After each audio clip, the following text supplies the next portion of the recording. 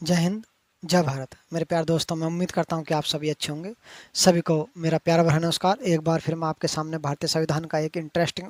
और महत्वपूर्ण टॉपिक लेकर आया हूं। हमारे भारतीय संविधान में जो भाग 3 में स्थित है, इनको राज्य के नीति निर्देशक तत्व के नाम से जाना जाता है। इंग्लिश में जो है इसको जो है directive principle of state policy भी कहा जाता है और शॉर्टकट में DPSP भी बोला जाता है। DPSP के अगर अंतर्गत आने वाले हम आर्टिकलों की बात करें यानी अनुच्छेदों की बात करें तो अनुच्छेद 36 से लेकर 51 यानी 36 से लेकर 51 तक जितने भी आपके अनुच्छेद यानी आर्टिकल दिए गए हैं वो सभी आपके जो है DPSP से ही संबंधित हैं।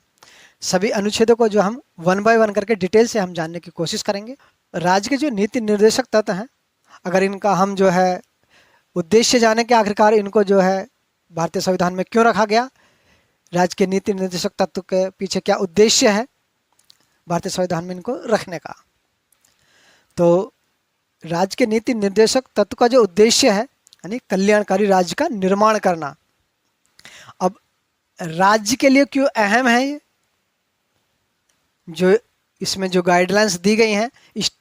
जो आपके जो इस टॉपिक के नाम से भी जाहिर है, राज्य के नीति निर्देशक तत्व जो टॉपिक है ना, चैप्टर है, अगर इसी के हेडिंग को अगर हम ध्यान से देखें तो हमें मालूम पड़ता है कि राज्य के लिए ऐसे नीति निर्देशक तत्व, ऐसी डायरेक्शन जो आपको नियम बनाने के लिए, विधि बनाने के लिए राज्य को हेल्प करें। तो इन्हीं सभी आर्टिकलों को जिनमें ये निर्देश बताए गए हैं राज्य के लिए विधि बनाने के लिए, इनको हम जो है जानेंगे। तो जो आर्टिकल जो आपका राज्य के नीति निर्देशक तत्व DPSP में सबसे पहला दिया गया है यानी आर्टिकल 36 यानी अनुच्छेद 36। इसमें कहा गया है कि राज्य की वही डेफिनेशन समझी जाएगी, मानी जाएगी जो आर्टिकल 12 में यानी अनुच्छेद 12 में दी गई है। अब जो हम आर्टिकल जो 37 है उसके बारे में जान लेते हैं। आर्टिकल 37 है, ये कहता है कि जो भाग 4 में स्थित निर्देश दिए गए हैं, जो डायरेक्शन, जो गाइडलाइंस दी गई हैं, जो बताई गई हैं अनुच्छेदों के रूप में राज्य को, कि आप जो है अपनी विधियां, राज्य जो है अपनी विधियां जो इनको ध्यान में रखकर बनाएगा। अगर राज्य ऐसी कोई विधि, ऐसा कोई नियम जो है इन नीति निर्देशक तत्व के हिसाब से, इनके तरीके से अगर नहीं बनाता है तो हमारे देश का कोई भी नागरिक जो है इससे संबंधित न्यायालय में वो अपील दर्ज नहीं कर सकता, न्यायालय में शिकायत नहीं कर सकता। ये राज्य के नीति निर्देशक तत्व फोर्सेबल नहीं है, इनको राज्य द्वारा जरूरी नहीं है कि ये लागू ही किए जाएं। जैसे मौलिक अधिकार थे उस तरीके से ये जरूरी नहीं है, इनको अदालत में, न्यायालय में चुनौती नहीं दी जा सकती। अब आइए जानते हैं आर्टिकल 38। जो राज्य के नीति निर्देशक तत्व जो दिए गए हैं, इनका टोटल सार, टोटल जो अर्थ है राज्य के नीति निर्देशक तत्व का, वो आर्टिकल 38 में बताया गया है। यानी अनुच्छेद 38 के अंतर्गत साफ साफ कहा गया है कि लोक कल्याणकारी राज्य या समाजवादी राज्य की स्थापना करना, यानी ऐसे राज्य की स्थापना करना जो लोक कल्याणकारी हो और समाजवादी हो, यानी ऐसे एक राज्य का निर्माण किया जाए जिसमें लोगों का उद्धार हो सके, लोगों का विकास हो सके जो राज्य में रह रहे हैं, और सामाजिक रूप से भी जो है लोगों का जो विकास हो, ठीक है, और सामाजिक स्तर लोगों का वो ऊंचा हो। अब आइए जानते हैं आर्टिकल 39 के बारे में यानी अनुच्छेद 39 के बारे में।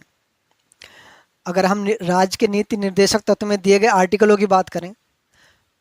तो इन सभी आर्टिकलों में अगर जो सबसे ज़्यादा महत्वपूर्ण है, सबसे ज़्यादा जो इम्पोर्टेंट आपका आर्टिकल है, वो आपका आर्टिकल 39 ही है,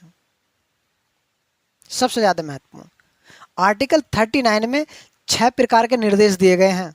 6 प्रकार की जो डायरेक्शन दी गई हैं राज्य के लिए। आर्टिकल 39 में जो पहला निर्देश दिया गया है राज्य के लिए, वो कहा गया है कि राज्य जो है सभी नागरिकों के लिए समान रूप से जीविका के साधन वो सुलभ कराए, उपलब्ध कराए, जिससे कि राज्य यानी जैसे राज्य में यानी हमारे देश में रहने वाले जो नागरिक हैं, सभी नागरिक, वो अपनी जीविका अर्जित कर सकें। जैसे अगर किसी आदमी का जो काम वो दुकान का है, दुकान चलाने का, कोई रेडी लगाने का काम है, किसी का न्यूज़पेपर बेचने का काम है, कोई किसी कंपनी में काम कर रहा है,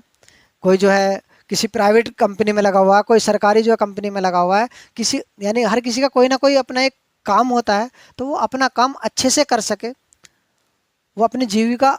जो है वो अर्जित कर सके, कुछ पैसे कमाकर जो है अपनी ज़िंदगी बसर कर सके। तो इस तरीके से सभी नागरिकों को समान जो है वो साधन उपलब्ध कराए जाएं। ठीक है, इस तरीके का निर्देश जो है ये आर्टिकल 39 का पहला खंड देता है। आर्टिकल 39 का जो दूसरा खंड है, इसमें कहा गया है कि भौतिक संसाधनों का इस तरीके से बंटवारा करे राज्य, इस तरीके से उनको डिस्ट्रीब्यूट करे जिससे कि जो सामूहिक हित यानी सभी लोगों का हित हो सके। यानी कुछ लोगों को ज़्यादा जो है साधन उपलब्ध करा दे राज्य, किसी को कम। तो ये था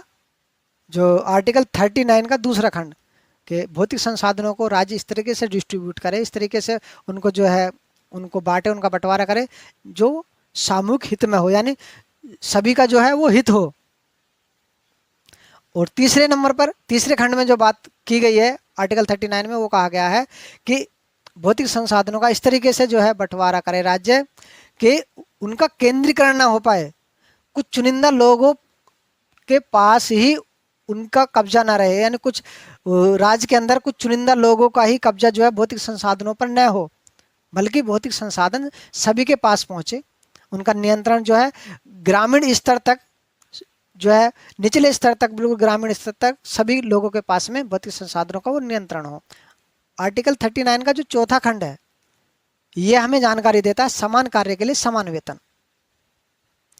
मतलब अगर कोई स्त्री या पुरुष है, हमारे देश का कोई भी नागरिक है, वो कोई काम कर रहा है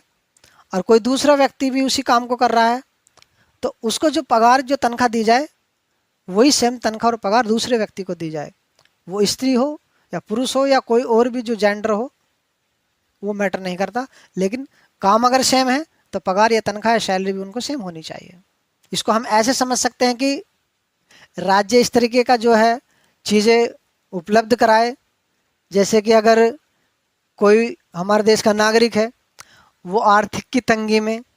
आर्थिक रूप से तंगी आ गई, उसको पैसे का इस तरीके से उसे परेशानी हो गई, पैसे की इतनी शॉर्ट हो गई, आर्थिक रूप से इतना परेशान हो गया कोई व्यक्ति, हमारे देश का नागरिक, को विवश होकर जो है वो गलत दिशा में, गलत डायरेक्शन में, गलत कामों में वो पड़ता चला जाए। ठीक है, या फिर जो है कोई अपाहिज है, विकलांग है, उसके घर में कोई ऐसा सहारा देने वाला नहीं है, वो अकेला है और उसे जो है काम करना पड़ता है, मजबूरी में भीख मांगनी पड़ती है। तो इस तरीके का जो है ऐसे व्यक्ति को आर्थिक रूप से विवश होकर ऐसा कार्य न करना पड़े। तो राज्य इस तरीके का वो नियम कानून बनाए जिससे कि इनको हेल्प की जा सके, इस तरीके के लोगों को। या सामाजिक रूप से किसी को जो परेशान किया जा रहा है, सामाजिक रूप से कोई व्यक्ति पिछड़ा हुआ है, उसको ऊपर उठाने के लिए राज्य वो नियम कानून बनाए जिससे कि वो अगर सामाजिक रूप से कोई पिछड़ा हुआ है तो वो कोई ऐसे काम में ना जाए जो उसकी आयु और शक्ति के वो अनुकूल न हो, मतलब कोई गलत काम में वो ना व्यक्ति चला जाए। तो इस चीज़ का भी राज्य वो ध्यान रखे, ऐसी विधिया और नियम कानून वो बनाए समय समय पर।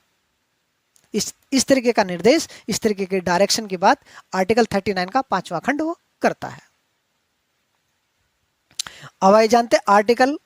39 का जो 6ठा खंड है वो क्या कहता है। अगर हम देखते हैं तो इसमें हमें जानकारी मिलती है कि ये बालकों के शोषण की बात करता है कि बालकों का शोषण न हो,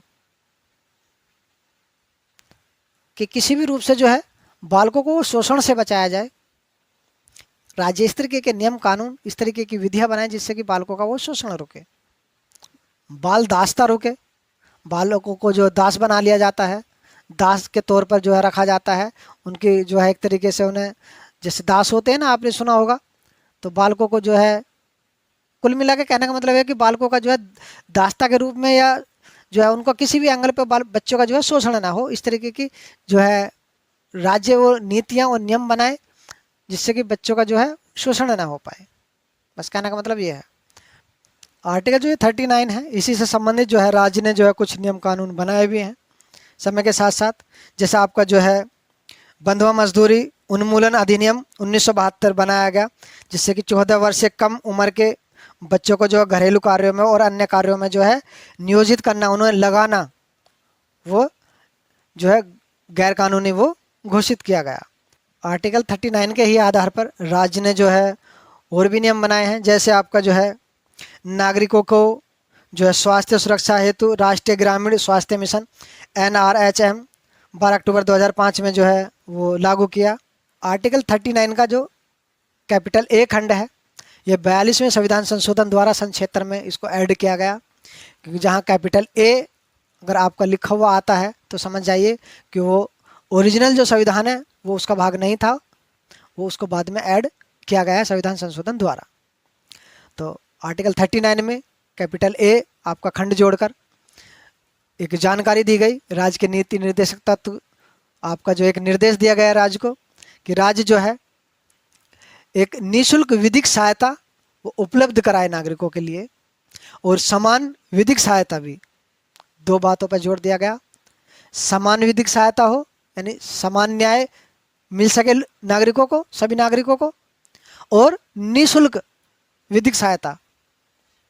इन दो बातों को जो है आर्टिकल 39 के कैपिटल ए खंड में वो ऐड किया गया। इससे संबंधित जो है राज्य ने जो है नियम बनाए भी हैं। 1987 में जो है राष्ट्रीय स्तर पर यानी नेशनल स्तर पर राज्य ने जो है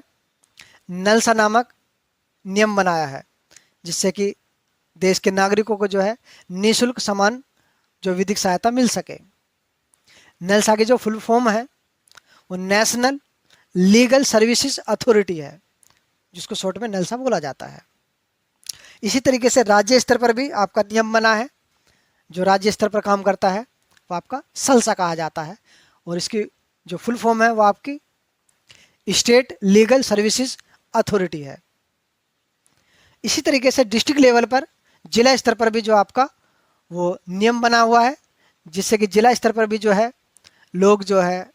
निःशुल्क विधिक सहायता, समान जो है न्याय प्राप्त कर सकें, यानी जिसको जो है डिस्ट्रिक्ट लेवल पर डलसा नाम दिया गया है, डलसा बोला जाता है जिसको, जिसकी फुल फॉर्म है डिस्ट्रिक्ट लीगल सर्विसेज अथॉरिटी। तो राष्ट्रीय स्तर पर, राज्य स्तर पर और डिस्ट्रिक्ट स्तर पर, तीनों स्तरों पर जो है राज्य ने जो है नियम बनाए हैं, जिससे कि हमारे देश के नागरिक जो आर्थिक रूप से कमजोर हैं वो विधिक सहायता समान रूप से निःशुल्क प्राप्त कर सकें।